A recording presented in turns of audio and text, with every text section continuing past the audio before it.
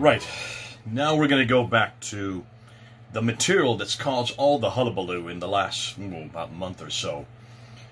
When back May the 19th, my good friend Shabir Ali finally admitted, after how many years have we debated on this, finally admitted that there was more than one Quran, that there were many different dialects, as he kept on saying, many different qira'at or ahruf. That was on May 19th. He was doing a lecture for the Ramadan series that he does every year. Didn't know how explosive that was. And I think the reason why is because he's never said this before. And here's what's out to me. How is it after all these years of all the debates I've had with him, all the time he's always said there's only one Quran, only one Quran. He's always made that known. He has never ventured right or left on that. And then suddenly, on May 19th, a little over a month ago, he finally admits, well, actually, no, there are a number of different Qurans that don't agree, that don't have the same writings, that do have different dots and do have different vowels, and they do say different things as a result. Why suddenly has he admitted that in just this year, 2020, when he never admitted that back in the 1900s? He never admitted that in all the 6 debates that I've ever had with him on the Quran and the Bible. Now he's admitting that. What's going on? What's going on? And we need to get back and we need to understand this because this was really brought to the fore on June the 8th when Muhammad Hijab had that infamous interview with Yasser Qadi, where he asked him this very thing. What about these qira'at? What about these different readings?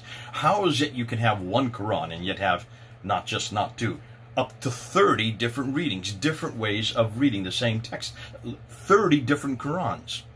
30 different Qurans. 7 which were the first official, made official by Ibn Mujahid in 936. Another 3 that were added in 1429 by Al-Jazari. And then each of those 7 plus 3 makes 10. Each of those 10 had 2 students or 2 transmitters that came after, who now, if you add the 20 plus the 10, you now have 30 official qira, 30 official different Qurans.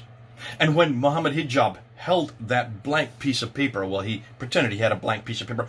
What are you going to write on this? He said. What are you going to write? Is it going to be the Khalun? Is it going to be the Hafs? Is it going to be the Wash? Is it going to be the Al-Duri? Which one of the now 30 that you scholars, you're the ones who have introduced this, you're the ones who have claimed and have known about this for over 1,000 years. Which one are you going to put? Which one are you going to write? And we remember that infamous interview where Yasser Qadi says, this is not something you bring into the open. This is not something we discuss on camera. And in just 20 minutes, and over again for 25 to 26 minutes, he tried to remonstrate against our good friend Muhammad Hijab, who really wanted an answer. So this is what we're going to get into now, and this is what we need to move into. I talked about this in the film that I gave there in London back on September 2019. So let's go in and let's unpack what we mean by this qira'ah. Let's help you understand why this is so significant and why also this is so damaging. All right? So, back to the film. Now let's get to the diacritical variants, and these are probably the ones that caused the Muslims the most anger when we introduced them 3 years ago here in London. What do we mean by diacritical variants? Except for 2 of you, the rest of you don't know what I'm talking about. So let's help you and unpack it so we can see what's going on. Take a look at those 2 manuscripts. Can you notice there's no dots above and below the lines, right? That is straight Razm consonantal text. The consonantal text is what is known as Razm in Arabic. That's the Samarkand manuscript, which is in Tashkent. Over here is the Sana manuscript, which is in Yemen. Both of these are 8th century documents. And you can see there's no vowels, there's no curlicue for the Dhamma, there's no line at the top for the Fatha, and there's no line below for the Kasra, the U, the A, and the E sound. There's 3 vowels in Arabic with the long vowels as well. That's why when you look at these, how do you know what you're reading? You can't read it, and that's why from the very beginning you can see it's a very inexact text. So in Arabic, as I said earlier, there are 28 letters. Right, so what's going on here? Well, and this is something that I'm getting lots of emails from, so let me just back up before I move into these letters. Listen, I can understand an awful lot of you do not understand Arabic. I'm not going to sit there and just do an Arabic lesson, but The 28 letters that I'm going to introduce now are modern standard Arabic. This is what they use today, all right? This is the confusion I think most people have. Back in the 7th century, they didn't have these 28 letters.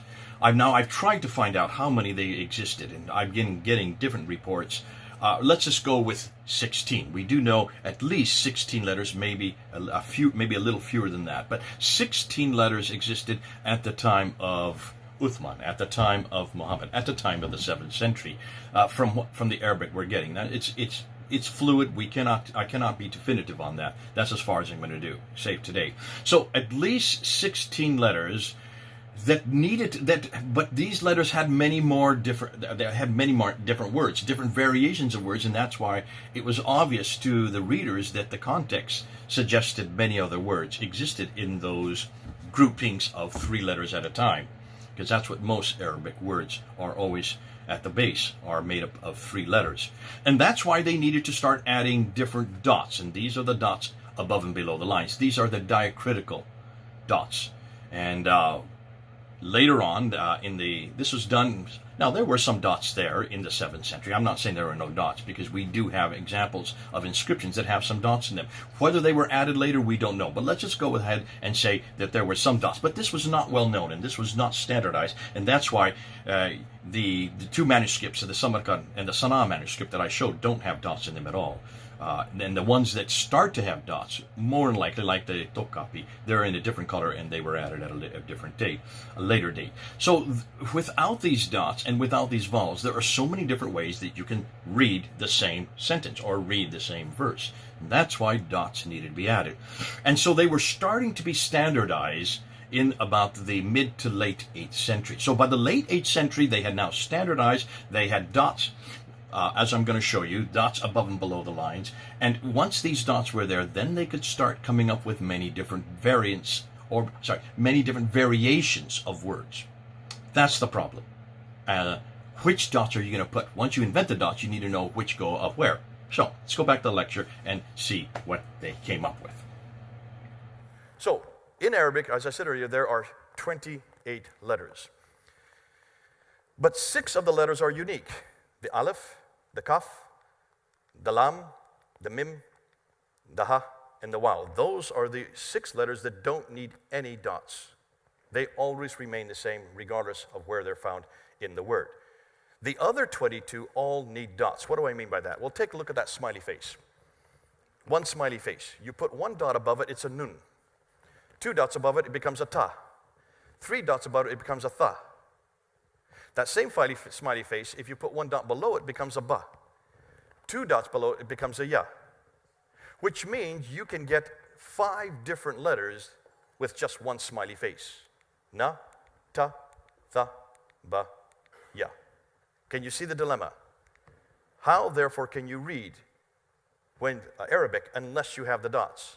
If you put 3 of those smiley faces together, one after another, you can get 19 different words depending on where you put the dots.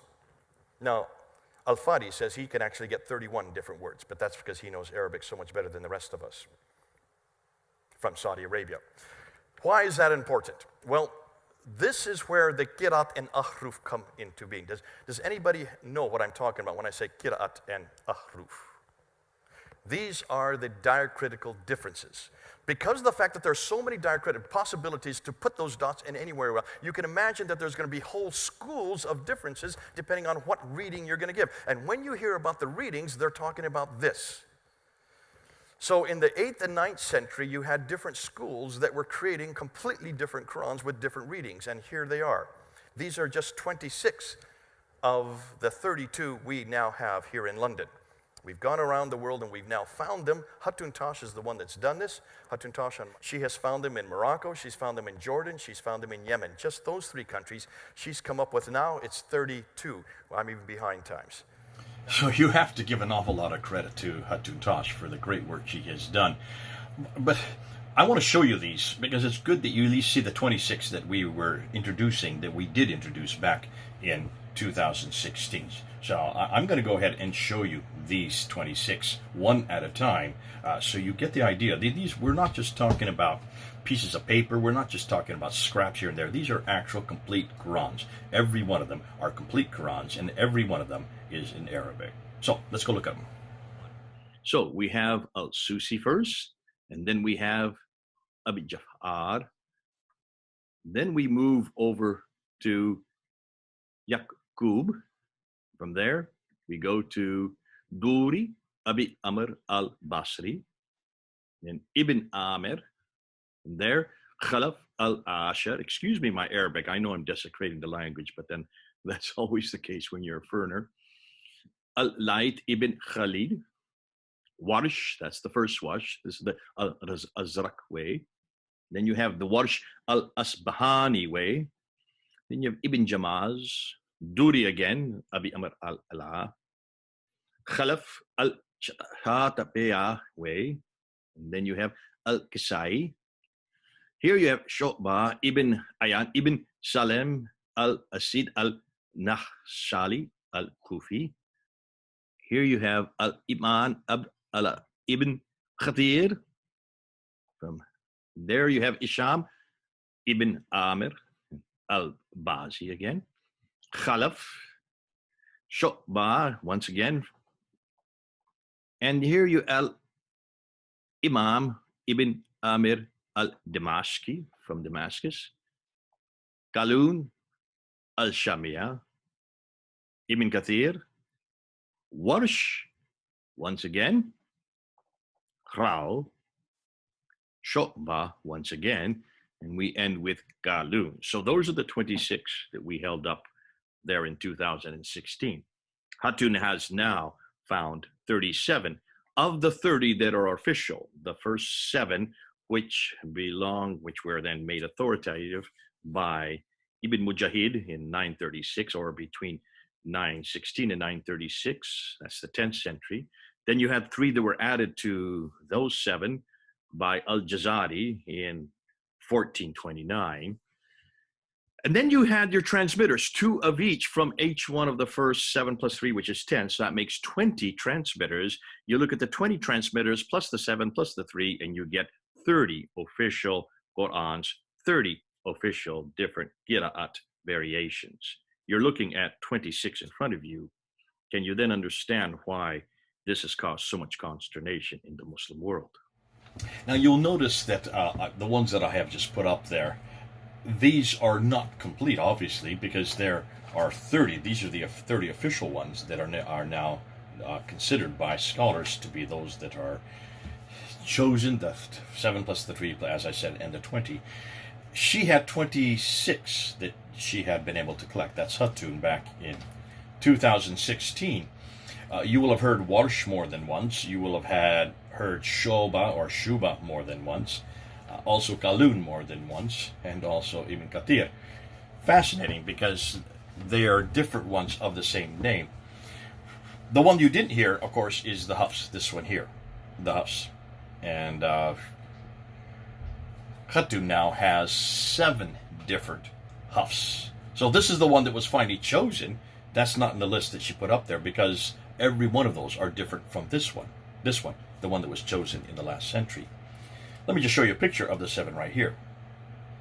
Can you see this is not really well known yet, and it's not really well documented yet. Since 2016, she has found another 11. So she's up to 37 different ones. And so we will need to go putting those up and start introducing them. And Hatun's going to be doing that on her channel, or she may have already, come to think of it. But can you see then why we're unlocking these? Now, we do need to go back and see where these 30 came from. So let's go back to the lecture and let's continue. Pick it up from there. Now, every one of these that come from 5 different cities, those are the 5 cities: Mecca, Medina, Damascus, Kufa, and Basra. These 5 cities in the 9th and 10th century, especially, late 8th century, 9th and 10th century, they were coming up with so many different variations of the Quran, depending on where the dots were, that they each had their own Quran, and they each started their own schools. And if you look at these brown areas, these brown clouded areas, you can see Al-Bazi there had 1,054 differences from the Quran that we use today. Qalum had 1,700 differences. Hisham had 1,300 differences. Come on down to Abu al-Harith, and he had 5,000 differences. I've just looked at 23 of these Qurans, and we've already found 93,000 differences. Just by looking at 23. These are all Arabic Qurans. The differences are all in the diacritical marks and in the vowelization, but primarily the diacritical marks. And that's why when Muslims are talking about this, usually when they're talking about different Qurans, they're talking about the qira'ats. And what most Muslims will say, these are all the same. The problem is there is one that was chosen because since there's so many differences, they had to come up with one canonical version, and they came up with this man right here, Hafs. Hafs is the one that was chosen, but look when he died, 796. So he died in the late 8th century. His Quran is 144 years after Muhammad. Does that bother any of you? It gets worse. Let's continue on. When you look at the examples of these variants, most Muslims will say they don't make any difference, and they'll usually use this example. This is the one they always use in chapter 1, verse 4, where on the side, Hafs here, you have Maliki, the owner of the day, versus Maliki, which is the king. Well, it could be the only owner of the day, or it could be the king of the day of recompense. The king is the owner. So therefore, there's no difference. On face value, I would agree. But that's not what we're finding in other ones. Here's another one. In chapter 3, verse 146, you have Qatala on the left, and over here with Warsh, which is very popular in northern Africa, you have Qutila, were killed. So, and how many prophets fought versus, and how many prophets were killed? Well, if I was a prophet, I would rather fight than be killed. So this would have a huge significance to me if I were one of them. Here you have another example, Surah 38, Ayah 45, where you have Ibadana, dagger aleph is added, and in this one there is no dagger aleph. It's the Abdana. Abdana, no dagger aleph. One is slaves, plural, the other is slave. And remember our slaves Ibrahim, Ishaq, and Yaqub.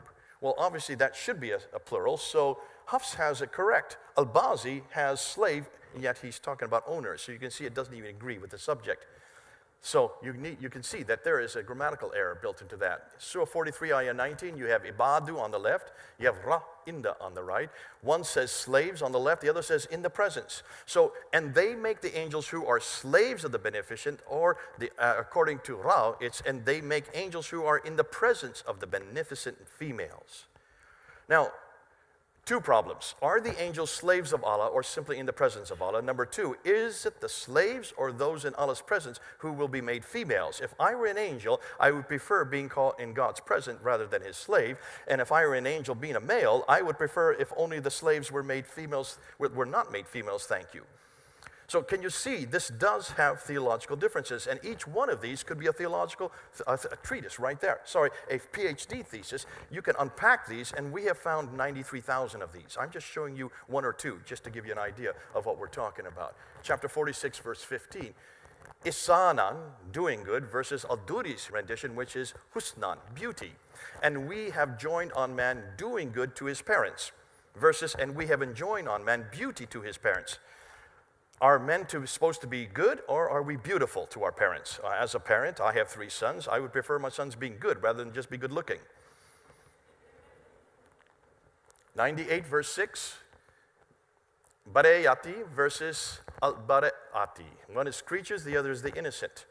So here we're talking about polytheists who will be in hell, abiding eternally there, and those are the worst of creatures, versus on this side, the people of the scripture, that's us, the polytheists, will be in the fire of hell, abiding eternally there, and those are the worst of the innocent. So are we Christians the worst of creatures, or are we innocent? Well, I would prefer to go with Warsh on this one, because I'm a Christian. I would rather be innocent rather than being a polytheist in hell. Can you see how this has huge theological differences? So how can they say that this doesn't even change anything? But hold on a minute. Muslims have never been shown this. So we took these down, just 26 of these down.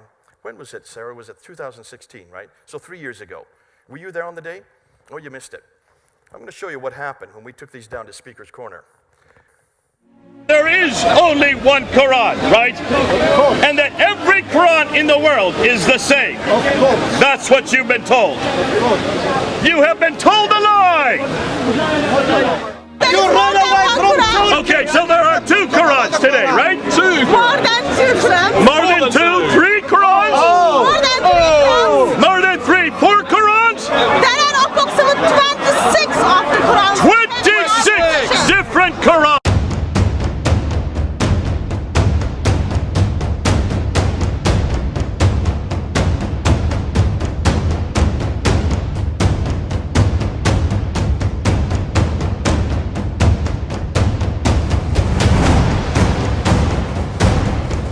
You guys get these Qur'ans! Get these Qur'ans and read them! We're just showing you! Oh, go ahead, start throwing things at them! It says they were lied to! They denied it!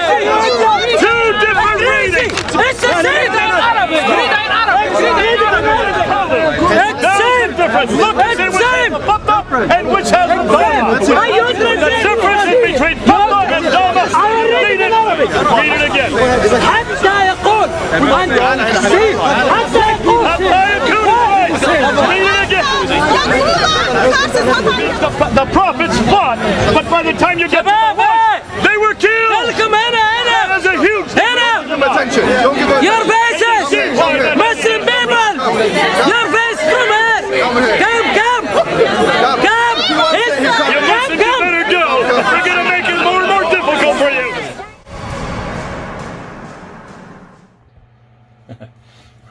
Well, you can imagine this was certainly a novel occurrence for the Muslims that were there. As you can see, they did not like what they saw. They did not like what they heard. They tried to grab the papers that we had doing a comparison from our hands. They even jostled our cameraman. And then at the end, did you notice there was a tall man? That is Muhammad Hijab. That's he that's saying, come on, pull away, come away, don't listen. He didn't want them to see what they were seeing, and he didn't want them to hear what we were saying. It was obvious to him that he did not want them to see this and or hear it. And it looks like that was 4 years ago. It looks like he had a crisis of faith, because it was this very thing that we were introducing at the Quran, which he then asked of Yasser Qadi back on June 8th, a month ago, proving that he had not come to terms with it. In 4 years, he hadn't come to terms. Now, he's very well known on the internet there in the YouTube. I think he has over 200,000 subscribers. Very popular on YouTube, very popular on the internet. But if he cannot come up with an answer, and Yasser Qadi over here in the West cannot come up with an answer, can you see the difficulty they're having? Now, it was fascinating because back there in 2016, that wasn't the only time that I just showed you that we took those Qur'ans, those 26, only 26 down to Speaker's Corner. We did it 2 more times there in August of 2016. The 3rd time we took it down, we almost did not leave. The Muslims were so upset with us that they tried to block us. They tried to put their bodies in front of us. You can see, if you go back a few weeks on Fander Films, I've got it up there. You can go look at the film of what happened. They tried to grab the bag from my hand, broke the strap, and they followed us out all the way to the street because they did not want us to leave with those Qur'ans. They did not want the world to know this. Little did they know that those Qur'ans you can buy almost anywhere. If Khatun was able to buy those Qur'ans, those were her Qur'ans in 3 different countries from people that have gone there and bought them for her. They don't cost that much. You can still get them today. They're available all over the Arab-speaking world. How did they think by simply grabbing them from us there at Speaker's Corner that they could somehow censor this problem for the rest of the world? Remember, when Muslims don't like something, they either burn it, or they throw it into a river, or they try to hide it under a bed, or in this case, try to grab it from those people who have it. These are any way they can to try to censor, to try to shut down this debate. And this shows me that Muslims have not yet come to terms with these different Qur'ans. As long as I said earlier, as long as I've known Shabbat, he's always only ever talked about one Quran. As long as I've heard any Muslim, they've only ever talked about one Quran. It's only now, in the last month and a half, that they are finally admitting that there are more than one Qurans, and now they're moving to a whole nother narrative, being pushed into a corner, coming with the fact that these are now out in the open, and we have them, and we're going to continue to show them, and we're going to show you just how many differences there are between them. We're going to suggests that Muslims need to come up with a better narrative, because the narrative they come up with now is what Shabir Ali introduced about a month and a half ago, and that is, okay, so we have many different Qurans, but they don't have any difference in doctrine, no difference in belief, and no difference in practice. Those are the three things he keeps saying ad nauseum. Without thinking through, he's only looked at 4 or 5. Remember, we've only put up those 4 or 5 that I just showed you just now. That's all we've ever gone public with in these type of public YouTube channels. Huttoon's team there in Britain and around the world, Huttoon's team has found 93,000 of these. We've only shown 4 or 5. Shabir Ali has been really confronting this one that we found on chapter 98, verse 6, and he's come up with video after video trying to shut that down. Al-Fadi has just run circles around him because Al-Fadi knows the Arabic. Al-Fadi, that's his native tongue. He knows the grammar, and he can say, listen, if you want to just get caught up with just chapter 98, verse 6, we've got another 93,000 that we'd like to show you. There's an awful lot yet to do. But there's something more damaging than this. The fact that Muslims have never admitted this, the fact that the Quran itself makes this claim that it is eternal, the fact that it makes the claim in chapter 10 verse 15, in chapter 15 verse 9, and in chapter 18 verse 27, that Allah preserves the Quran, that God would not let it be corrupted, that he guards it. Over and over again it says he guards it. If that were so, then what does it say about Allah's preservation? What does it say about his guarding? What does it say about his ability to protect his word from corruption? If you have now, not just 1, not just 2, but as many as 30. We've got 26, we're up to 37. Looks like there's an awful lot of even doubles on the ones we do have. I would suggest that Muslims come up with a better narrative, or just stop saying this and admit that the Quran is wrong. The Quran cannot be preserved eternally, and it did not come. The Quran that we have today is not the one that was from Muhammad, is not the one that is from Uthman. It's not even the one that existed in the 7th century or the 8th century. We're going to leave that there for now. It's obvious that Muhammad Hijab has a crisis of faith. It's obvious that Yasser Qadi had a crisis of faith. What we're going to do next, and in my next video, I'm going to show you that even these 30 Qurans, different Qira'at, different Ahrufs, they are not from Muhammad at all. They do not come from the same time that Muhammad lived, or even the same century. That's for the next video. Listen, this has been Jay, trying to help you unpack this whole problem with Qira'at and Ahruf. I hope you now understand why these are different, why these are causing so much damage, and why Muslims have something that we don't have. See, we don't have this problem with the Bible.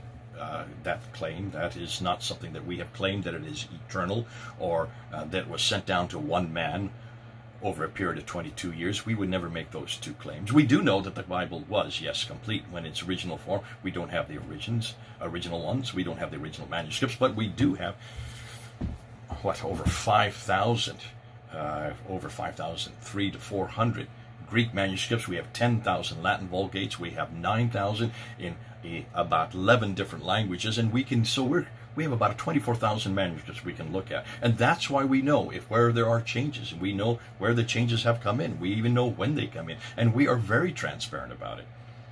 We don't sit and berate the world whenever they find these variants. We've known the variants. We tell the people right there in the Bible, you can see Mark chapter 16, verse 9 to 20. There is a variant there that is not found in the earliest Greek manuscripts, so we're quite transparent.